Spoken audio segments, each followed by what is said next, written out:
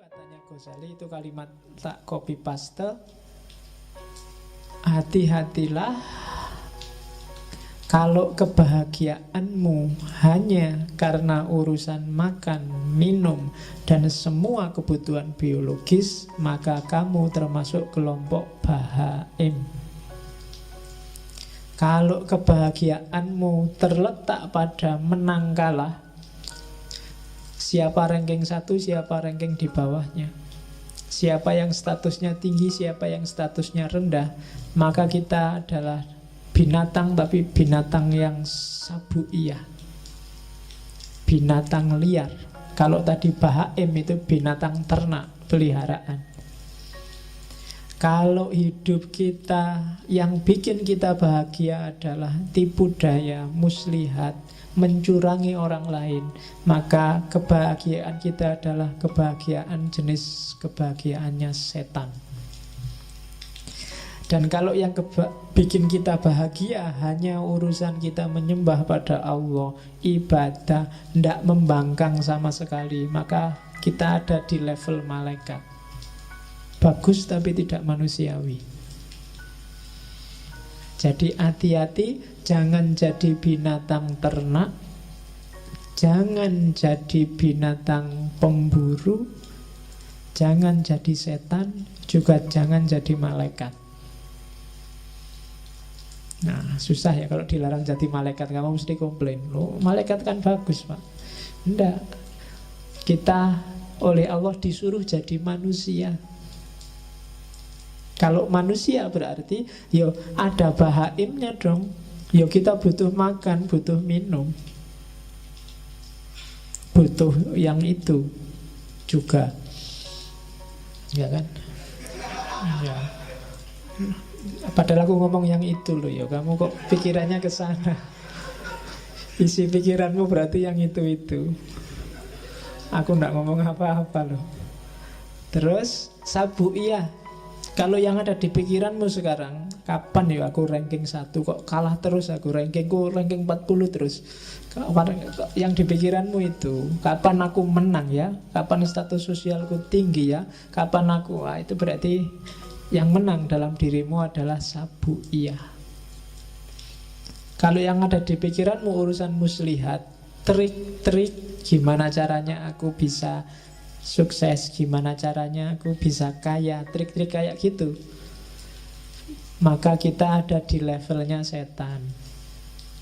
Tapi kalau yang ada dalam dirimu, pokoknya kita harus pasrah 100% pada Allah, ibadah jangan sampai putus, yang nggak boleh bantah Allah sedikit pun. Itu berarti kita sudah nyampe makom malaikat. Dunia sudah tak tinggal, pokoknya aku hanya Allah saja. Ya enggak apa-apa, itu berarti makomnya malaikat. Cuma kalau malaikat enggak ada bahaimnya, kamu puasa terus, kamu sholat terus, tanpa makan, tanpa ngopeni hidup dunia juga enggak manusiawi. Enggak ada sabuiyahnya, kamu enggak punya hasrat, enggak punya ambisi, enggak punya cita-cita, kamu juga enggak manusiawi, enggak akan bisa menjalankan perintahnya Allah untuk jadi khalifah di muka bumi. Kalau kamu ndak kayak setan, ndak cerdas, ndak kreatif, ya kan? Licik itu bagus untuk hal yang baik. Setan itu kan untuk hal yang jelek. Licik itu kan berarti mikir, nyari celah yang orang lain nggak melihat. Oh, itu untuk hal-hal yang bagus. Kamu namanya kreatif. Gitu loh. Ya kayak Hasan bin Sabah tadi kan, Hasasin kan, dia nggak bunuh kan, itu kan pinter bahasa, karena jahat maka namanya licik. Tinggal naruh pisau di bantalnya musuhnya, sudah selesai. Nggak perlu harus ngebom lah, nggak perlu bom bunuh diri lah, nggak perlu capek-capek. Naruh aja di, kalau ada mobil Jokowi lewat, kamu taruh pisau di kursinya Jokowi, itu selesai. Kalau kamu nggak ditangkap ajudannya loh. Jadi coba hati-hati, dikontrol lagi apa yang bikin kamu bahagia. Kalau yang bikin kamu bahagia luar biasa adalah ketika kamu ranking 1 dan semua temenmu kalah, maka ada sabuiyah yang dominan dalam dirimu. Kalau yang bikin kamu seneng pokoknya punya uang banyak, terus saya bisa makan enak, terus bisa kawin, bisa itu, berarti yang dominan dalam dirimu adalah bahaim.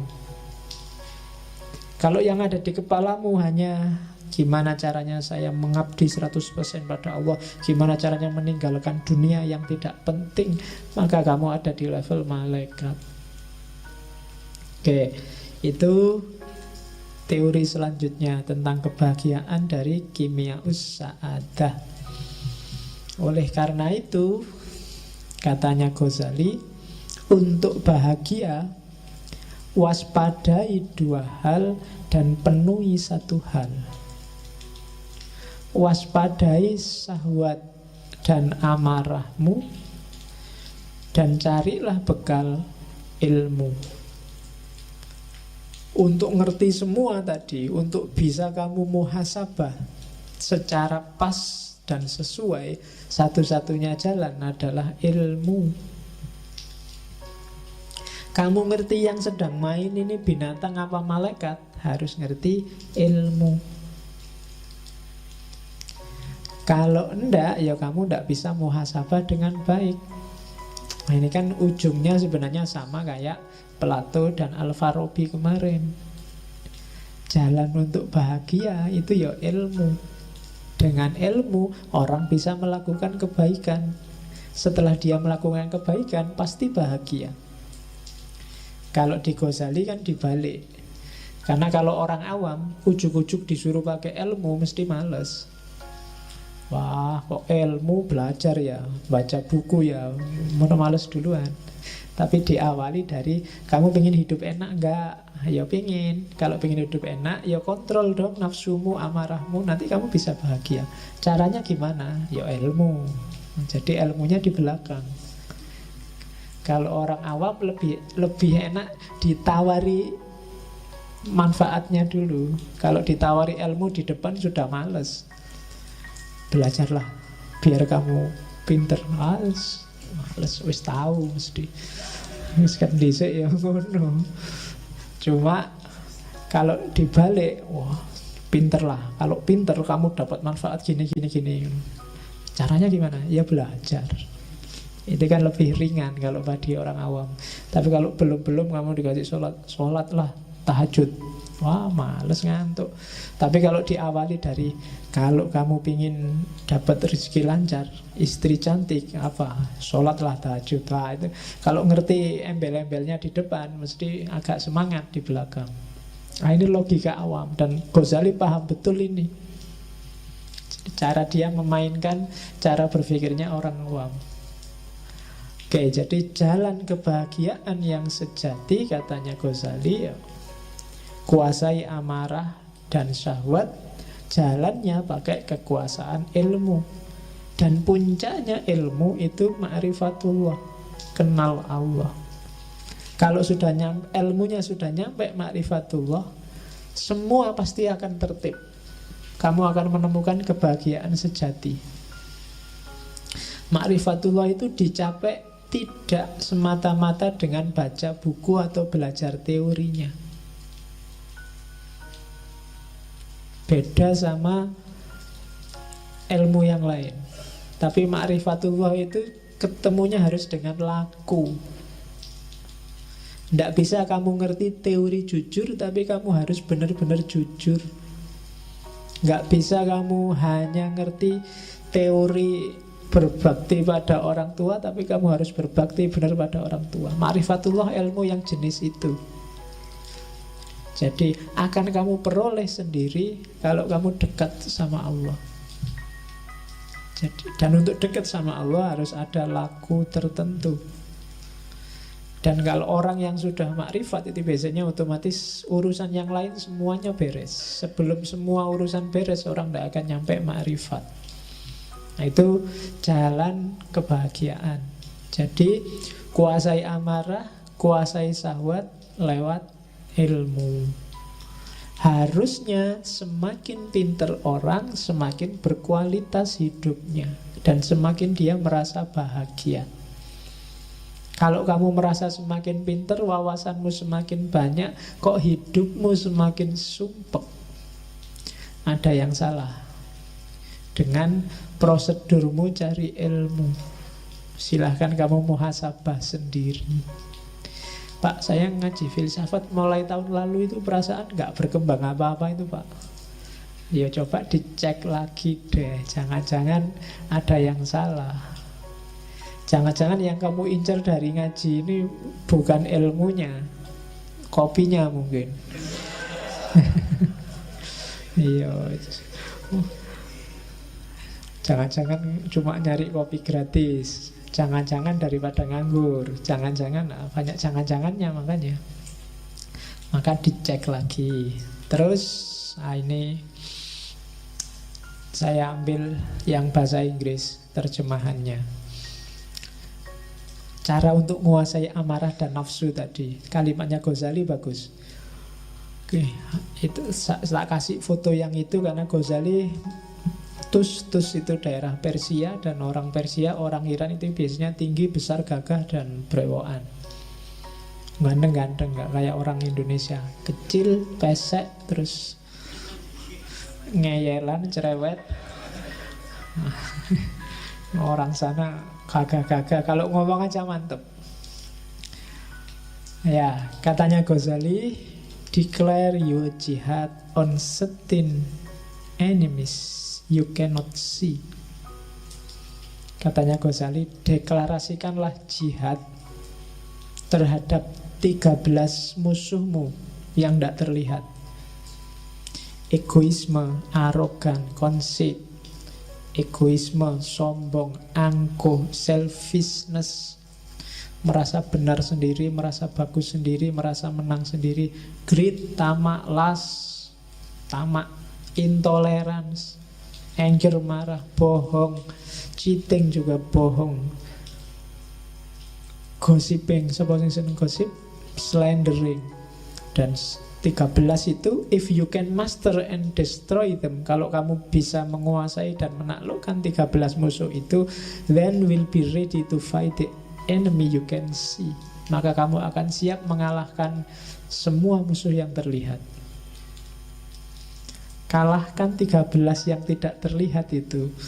Kalau kamu sudah sukses mengalahkan itu, maka semua musuh yang terlihat akan mudah dikalahkan. Nah, rumusnya itu. Kalau dibaca enak, dirasakan juga mantep, dijalani yang agak susah. Yo jihad, makanya katanya Ghazali, jihad dong. Declare yo jihad. Deklarasikan jihad untuk melawan ini. Jihad berat, makanya katanya Nabi, jihad yang lebih berat daripada perang Badar loh. Perang Badar itu kan berat luar biasa. Berapa ratus orang melawan 10 ribuan orang. Sudah berat gitu katanya Nabi, ini cuma jihad kecil. Ada yang lebih besar. Nah, apa? Mengalahkan dirimu sendiri. Dan katanya Ghazali, ya taklukkan 13 itu. Kalau kamu sudah bisa menaklukkan 13 itu, maka kamu akan siap menaklukkan semua yang lain. Kuncinya bahagia. Oke, terus. Nah, puncaknya bahagia nanti, katanya Ghazali tadi, ma'rifatullah. Kalau orang sudah ma'rifatullah, kebahagiaan sejatinya justru ketika dia dekat dengan Allah, mencintai Allah. Selama ini sebenarnya pikiranmu masih terjebak materi. Kalau kritiknya Hussein Nasr, itu yang bikin kamu susah mencintai Allah. Bagi kamu yang dicintai itu harus cantik, dan rumusmu tentang cantik adalah yang kulitnya putih, rambutnya panjang, kan itu. Nanti ketemunya kuda yang warnanya putih. Lah ya kan kulitnya putih, rambutnya panjang. Oke, jadi jangan terjebak fisik. Coba katanya Ghazali ngajak mikir, coba ya kita renungkan. Mengapa Allah harus jadi cinta kita yang paling puncak? Yang pertama, kalau kita suka segala sesuatu yang bikin kita semakin sempurna. Kamu suka minyak wangi karena minyak wangi bikin kamu semakin sempurna baumu. Kamu suka apa saja, Baju bagus karena baju bagus bikin kamu perfect penampilanmu. Padahal katanya Ghazali, coba dipikir, yang bikin semua itu, yang merealisasikan kamu sehingga puncak jadi sempurna, itu kan Allah. Kamu suka orang yang membantumu karena dengan dibantu kamu semakin berkualitas. Kamu suka orang, apapun itu nanti yang bikin kamu semakin baik, semakin sempurna, Allah pada puncaknya. Harusnya Allah yang paling kamu sukai, katanya Ghazali. Dia harus nomor satu. Rumus kedua, kalau kamu suka pada orang, pada temanmu, pada tetanggamu yang sering berbuat baik padamu, suka jemput, suka nganter, suka SMS, suka mention di Facebook, itu kan berbuat baik. Malam-malam aja tanya, sudah tidur apa belum? Yo, tapi hati-hati kalau sama-sama cowoknya, malah ngewatiri. Loh, itu kan berbuat baik. Seneng karena hatimu itu suka kalau ada orang berbuat baik padamu. Dan katanya Ghazali, loh, Allah itu justru kebaikannya puncak padamu. Semua dikasih padamu. Fasilitas apapun yang kamu butuhkan untuk hidup di muka bumi ini dikasih oleh Allah. Harusnya kamu jauh lebih suka pada Allah. Yang ketiga, katanya, kalau kamu suka pada orang baik, orang dermawan, kalau tadi kan untuk dirimu, untuk orang lain, kamu suka kan lihat orang, wah bagus ya Jokowi itu nolong orang miskin, wah bagus sekali, orang baik di mana-mana kan bikin kamu suka. Harusnya juga puncaknya juga Allah. Allah itu baik pada siapapun, bahkan yang terang-terangan melawan dia juga Allah baik. Yang tiap hari mencaci maki Allah, orang-orang ateis itu, yang anggap Allah itu tidak ada, Allah itu jahat, Allah itu menyusahkan orang dan seterusnya. Loh, Allah masih berbuat baik pada mereka. Kalau Allah mau, begitu dia ngomong saat itu juga nyawanya hilang, bisa. Tapi kan enggak. Itu kan berarti orang yang baik luar biasa seandainya orang. Maka harusnya jatuh cinta kita pada Allah itu topnya. Kalau cuma manusia, dia ada batasnya. Kalau Allah nggak ada batasnya. Itu argumen keempat. Terus, kalau kamu suka segala yang indah, segala yang cantik, bukankah menurutmu Allah itu maha indah, maha cantik, bahkan maha segalanya, kecuali mahasiswa. Ya, satu-satunya yang maha tapi bukan Allah itu mahasiswa.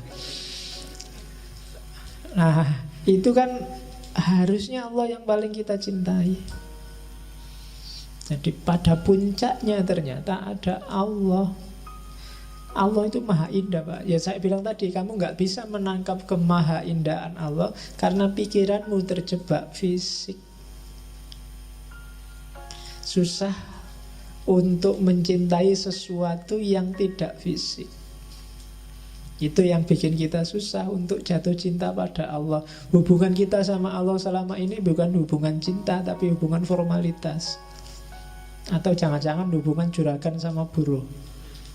Kadang-kadang dibalik, kamu merasa jadi juragannya Allah, kamu perintah-perintah. Ya Allah, mbok IP 4, masa gak bisa 4 aja kan? Itu kan kamu doanya kan gitu, maksa-maksa Allah. Saya ada masalah nih, tolong diselesaikan. Kamu yang berbuat kok Allah suruh tanggung jawab. Ya, kamu perintah-perintah itu, untung Allah gak ngomong juragannya siapa, buruhnya siapa, kamu perintah-perintah. Jadi harusnya cintamu yang pertama ada pada Allah. Bikin alam secantik ini, itu sebenarnya salah satu bukti, ya pasti dia maha cantik. Emangnya yang merumuskan ada cowok cakep atau cewek cakep itu kan ya Allah sendiri kan yang bikin rancangan. Dan itu pun dibikin sesuai standarnya manusia. Hewan juga mungkin punya standarnya sendiri. Dan itu kan kecanggihannya Allah. Tidak ada kan hewan jatuh cinta sama manusia misalnya. Ayam ya jatuh cintanya sama ayam perempuan, nggak pernah sama cewek cantik. Cowok juga, mahasiswa juga jatuh cintanya sama mahasiswi, nggak pernah sama ayam. Kecuali ayam ya kalau yang itu teorimu lebih canggih. Oke, saya kan nggak ngerti yang itu kamu. Kalau di situ saya lugu Mas ya. Oke. Terus. Oke. Terakhir katanya Ghazali, kalau orang mencintai sesuatu karena cocok dengan dirinya, misalnya kamu baik, suka juga sama orang baik. Kamu orangnya suka makan, kamu juga suka sama orang yang suka makan. Kamu orangnya suka humor, kamu senang juga orang sama suka humor, dan seterusnya. Kalau kamu jeli, coba kamu cek bahwa Allah sangat sesuai dengan dirimu, dengan hidupmu. Kamu apa aja, Allah ada mahanya.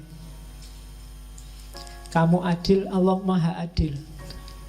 Kamu suka kedekatan, Allah maha dekat. Kamu suka keakraban, Allah maha akrab. Ya kan, Ra'uf, Rafiq, dan seterusnya. Bahkan kamu suka ketegasan, Allah syadidul iqab pada yang salah.